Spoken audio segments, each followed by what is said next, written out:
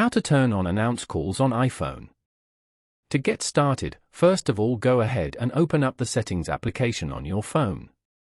Settings allow users to customize, control, and secure your device. Once you're here, scroll down to the end and tap on Apps. You can view all your phone apps over here. Scroll down and tap on the Phone app. You are now in the Phone Settings page, where you can manage various call preferences. Now, tap on Announce Calls located at the bottom of the page. This feature allows Siri to announce who is calling. You can choose between always, headphones and car, headphones only, or never. This is useful when you can't see your phone. To activate the feature for all incoming calls, select Always. Finally, a checkmark will appear to confirm your selection.